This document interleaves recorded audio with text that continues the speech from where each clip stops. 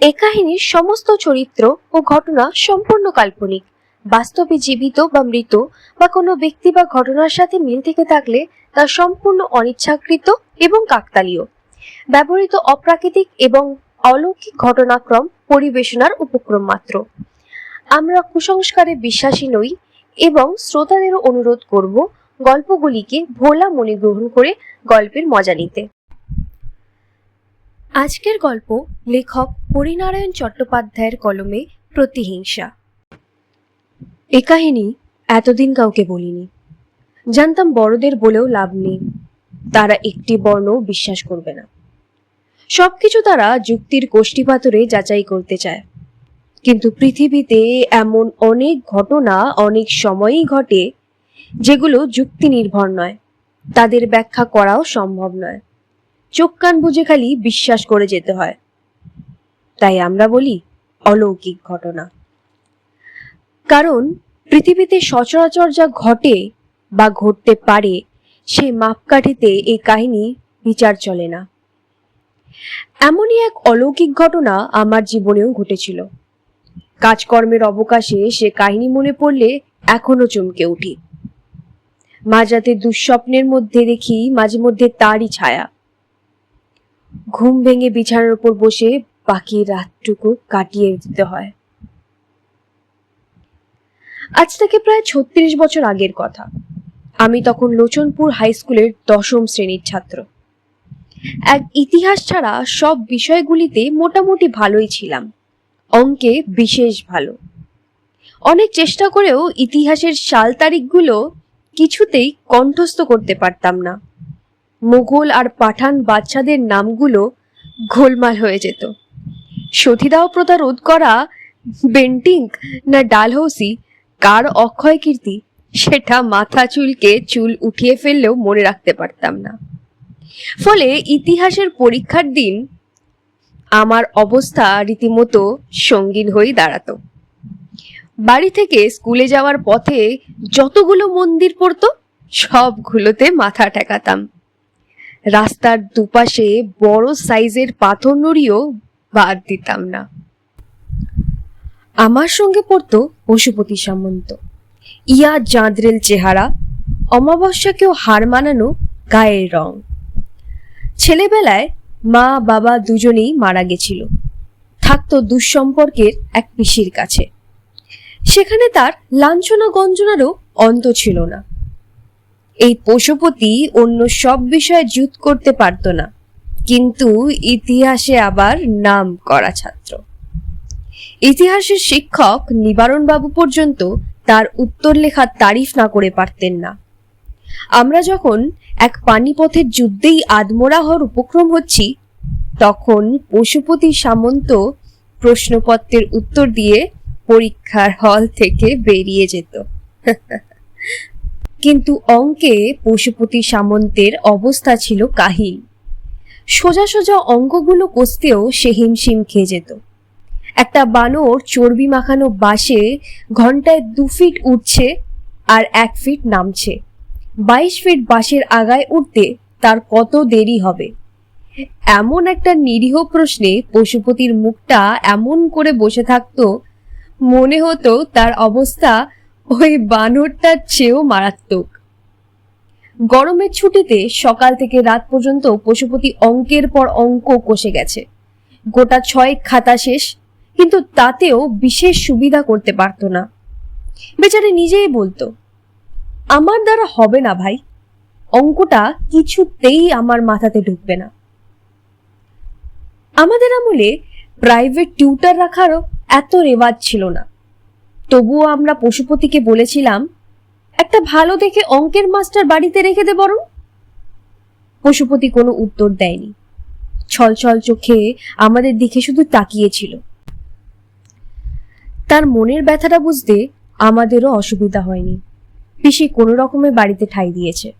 দুবেলা দুমুঠো ভাত আর সাধারণ জামা কাপড়ের বদলে তাকে দিয়ে রাজ্যের কাজ করিয়ে নেয়।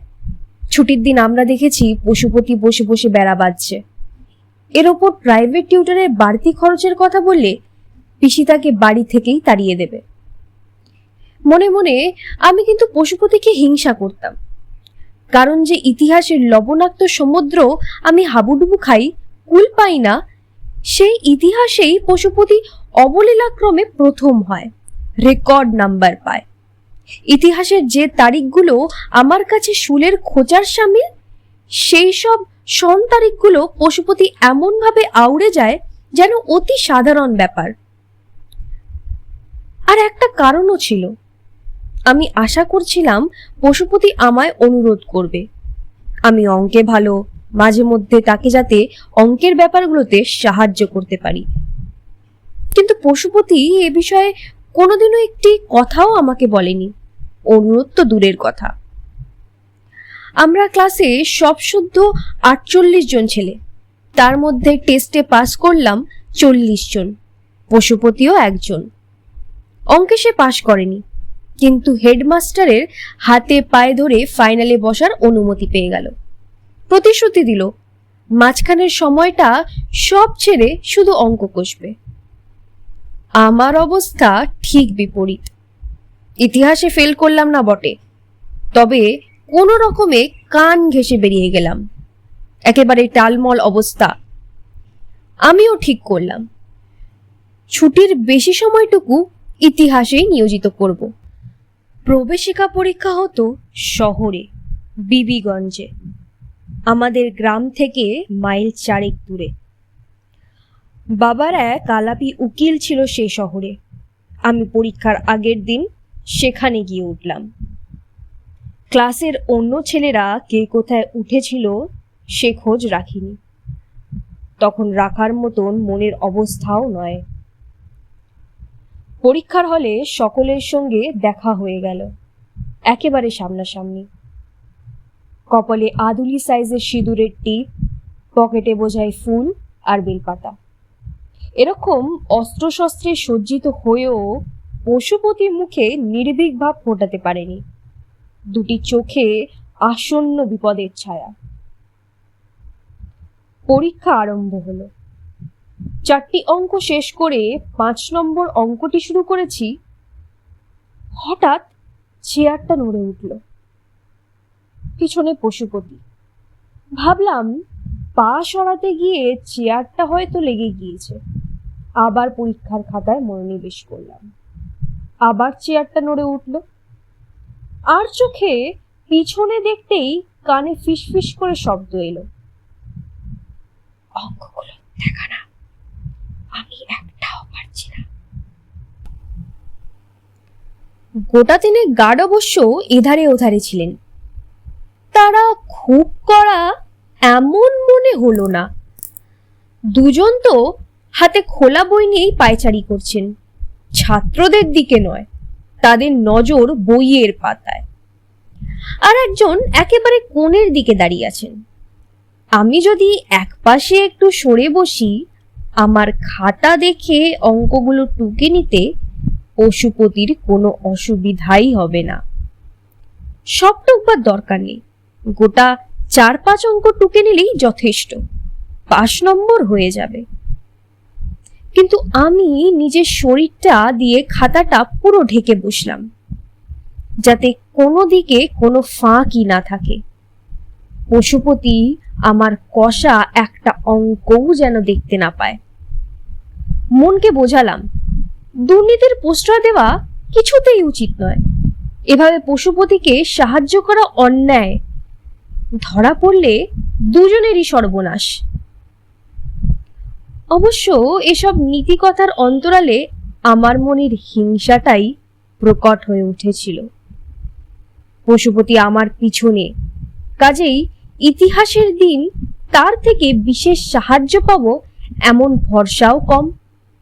তাছাড়া নিতান্ত বেখাপ্পা প্রশ্ন যদি না আসে, তাহলে ইতিহাসে হয়তো কোনো রকমে আমি পাশ করে যেতে পারি। কিন্তু পশুপতির খেদোক্তি শুনে মনে হচ্ছে একটা অঙ্কও সে এ পর্যন্ত ঠিক করতে পারেনি। আরো কয়েকবার চেয়ারটা নড়ে উঠল। পশুপতির করুণ অনুনয়ের সুর কানে এলো। আমি অনড়, অটল। দেখলাম সময় শেষ হওয়ার আধ ঘন্টা আগে পশুপতি অঙ্কের খাতা জমা দিয়ে টলতে টলতে বাইরে চলে এলো। পরের দিন ইতিহাস, আমার অগ্নি পরীক্ষার দিন। তাড়াতাড়ি খাওয়া শেষ করে ইতিহাসের বইগুলো নিয়ে বসলাম। দরকার হলে অনেক রাত অবধি পড়ব, মন্ত্রের সাধন কিংবা শরীর পাতন। কিন্তু যতই পড়তে লাগলাম মনে হলো বিশেষ সুবিধা করতে পারছি না। মুঘল সম্রাটদের ছুচালো দাড়িগুলো যেন সর্বাঙ্গে ফুটতে লাগলো। আবার বাবর না আকবর কিছুতেই মনে করে উঠতে পারলাম না। দৃঢ় বিশ্বাস হয়ে গেল হর্ষবর্ধনের বাপের নাম গোবর্ধন। ফরাসিদের পীঠস্থান ফরাসডাঙ্গা পটলডাঙ্গার কাছে কিনা সে নিয়েও চিন্তিত হয়ে পড়লাম। আসল কথা, একে ইতিহাসের জ্ঞান খুব একটা গভীর নয়, তার উপর আসন্ন বিপদের উত্তেজনা, সব মিলে যেটুকু এত কষ্ট করে এতদিন ধরে কণ্ঠস্থ করেছিলাম সব বেমালুম ওলট পালট করে দিল। সর্বনাশ! একেবারে মাথায় হাত দিয়ে বসলাম। হঠাৎ খুট করে একটা শব্দ। দরজার দিকে চেয়েই চমকে উঠলাম। চৌখাটের ওপর পশুপতি, সেই একই রকম কপালে সিঁদুরের ফোঁটা, পকেট ভর্তি ফুল বেলপাতা। একি রে তুই? চলে এলাম, একটা গোপনীয় খবর আছে। গোপনীয় খবর? প্রশ্ন করতেই মনে পড়ে গেল রাত 9টা বাজার সঙ্গে সঙ্গে উকিল বাবুদের গেট বন্ধ হয়ে যায়, বাইরে থেকে লোক ঢোকার কোনো উপায়ই নেই। তুই ঢুকলি কি করে? গেটের কাছে চাকর দাঁড়িয়ে ছিল একটা, তাকে তোর কথা বলতে গেট খুলে দিল। কথা বলতে বলতে পশুপতি এগিয়ে এসে আমার তক্তপোষের ওপর বসলো। আমার তো এ শহরে চেনা জানা কেউ নেই। আমি এখানে একটা চায়ের দোকানের পিছনে চারপাই পেতে আশ্রয় নিয়েছি। একটু আগে সেখানে দুজন শিক্ষক এসেছিলেন, তাদের মধ্যে একজন সম্ভবত আমাদের ইতিহাসের প্রশ্নপত্র করেছেন। চায়ের দোকানে বসে তারা সেই বিষয় নিয়ে আলোচনা করছিলেন। আমি পার্টিশনের আড়াল থেকে বসে সব শুনেছি। বলিস কি? আমি উত্তেজনায় আনন্দে টান হয়ে বসলাম। আমি প্রশ্নগুলো বলছি, তুই লিখে নে। তোর কথাই আগে মনে পড়ল। তাছাড়া তোকে এ বাড়িতে ঢুকতে দেখেছি, তোর আস্তানা চিনি, তাই ছুটে আগে তোর কাছেই চলে এলাম। পশুপতির এত কথা আমার কানে গেল না। আমি কাগজ পেন্সিল নিয়ে এক্কেবারে তৈরি। হাতে সময় কম, প্রশ্নগুলো জানতে পারলে সারা রাত ধরে একবার চেষ্টা করব। লেখ, অশোকের রাজ্য শাসন প্রণালী, আকবর ও আওরঙ্গজেবের তুলনামূলক সমালোচনা, মুঘল সাম্রাজ্যের পতনের কারণ, শিবাজির সাম্রাজ্য বিস্তারের কাহিনী, লর্ড কর্নওয়ালিসের চিরস্থায়ী বন্দোবস্ত। এ কটাই আমি শুনতে পেয়েছি। পশুপতি বলল, যথেষ্ট যথেষ্ট। উৎসাহে আমি চেঁচিয়ে উঠলাম, এই কটা ঠিক মতো লিখতে পারলেই হয়ে যাবে। পাশ করার ভাবনা গেল, হয়তো ভালো নাম্বারও পেয়ে যেতে পারি। এতক্ষণ পরে পশুপতির জন্য আমার মায়া হলো। বেচারিকে কয়েকটা অঙ্ক দেখালেই হতো। ইতিহাসের প্রশ্নগুলো জানতে পেরে তো আগে আমার কাছেই ছুটে এসেছে। জিজ্ঞেস করলাম, অঙ্ক কেমন হলো? স্পষ্ট দেখতে পেলাম পশুপতির মুখে বিষণ্ণ একটা ছায়া নামলো, একটু যেন বিমর্ষ ভাব। অন্যদিকে তাকিয়ে বলল, ওই ওই একই রকম। যা হয়ে গেছে তার কথা আর ভাবতে চাই না। পিছন দিকে দেখলে নিজের বড় ক্ষতিই হয়। আমি চলি, তুই পড়। পশুপতি বেরিয়ে গেল। প্রায় সারা রাত জেগেই পড়লাম। ভোরের দিকে ঘুমিয়ে পড়েছিলাম। উঠতে দেরি হয়ে গেল। কোনো রকমে স্নান সেরে দুটি ভাত মুখে ছুটতে ছুটতে হলে যখন গিয়ে পৌঁছালাম, তখন পরীক্ষা শুরুতে আর মিনিট 2 বেশ খুশি হয়ে প্রশ্নপত্রটা টেনে নিলাম। তারপর অনেকক্ষণ চোখের সামনে কিছু দেখতে পেলাম না। পুঞ্জীভূত ধোঁয়া, কখনো গাঢ়, কখনো একটু তরল। সারা প্রশ্নপত্রে অশোকের নামগন্ধ নেই। বাবর আর আকবরের তুলনার বদলে শাহজাহানের সৌন্দর্যপ্রিয়তার প্রশ্ন রয়েছে। মুঘল সাম্রাজ্যের পতনের কারণ নয়, মারাঠা রাজ্যের পতনের কারণ নির্ণয় করতে দেওয়া হয়েছে। শিবাজির জীবনী কোথাও নেই, তার পরিবর্তে হায়দার আলীর উত্থানের কাহিনী। চিরস্থায়ী বন্দোবস্ত নয়, রেগুলেটিং অ্যাক্ট। মোট কথা, পশুপতির বলা একটি প্রশ্নও আসেনি। কিছুক্ষণ পর গোটা প্রশ্নপত্রটাই চোখের সামনে থেকে অদৃশ্য হয়ে গেল। বুঝতে পারলাম 2 চোখ জলে ভরে এসেছে। এমন করে বুঝি পশুপতি আমার উপর প্রতিশোধ নিল? কিন্তু বিস্মিত হওয়ার আমার আরো একটু বাকি ছিল। ঘন্টা বাজতেই কোনো রকমে খাতাটা জমা দিয়ে বাইরে চলে এলাম। একটু দাঁড়ালাম, যদি পশুপতির সঙ্গে দেখা হয়। পশুপতিকে দেখতে পেলাম না। রাজীব এসে দাঁড়ালো সামনে, আমাদের হেডমাস্টারের ছেলে। ব্যাপারটা শুনেছ? কি ব্যাপার? পশুপতি কাল হল থেকে বেরিয়ে রেলের তলায় মাথা দিয়েছে। সমস্ত শরীরটা কেঁপে উঠল।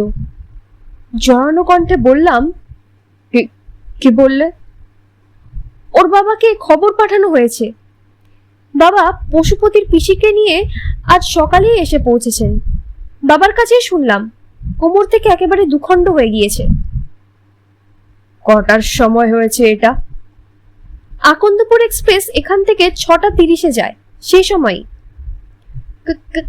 কিন্তু ও যে... কথাটা বলতে গিয়েও থেমে গেলাম। যে পশুপতি 6:30 শেষ হয়ে গিয়েছে, সে রাত 9:30 বহাল তবিয়তে আমার ঘরে গিয়ে আমাকে ইতিহাসের এক গাদা প্রশ্ন বলে গিয়েছে, এমন আজগুবি কথা কেউ বিশ্বাস করবে না, বরং আমাকেই পাগল সাব্যস্ত করবে। মাথা নিচু করে আস্তে আস্তে সরে এলাম। শেষ মুহূর্তে পরীক্ষার হলে ঢুকেছিলাম। সারাক্ষণ উত্তেজিত অবস্থা। কাজেই পিছনের সিটে পশুপতি এসেছে কিনা সেটা আদেও লক্ষ্য করিনি। কিন্তু একটা কথা কিছুতেই বুঝতে পারলাম না, মৃত্যুর পরেও কি পরলোকগত আত্মার বিদ্বেষ প্রতিহিংসার প্রবৃত্তি রাখে? তা যদি নাই থাকবে, তবে পশুপতি ওভাবে প্রতিশোধ নিতে কেনই আবার আমার কাছে এসে দাঁড়াবে?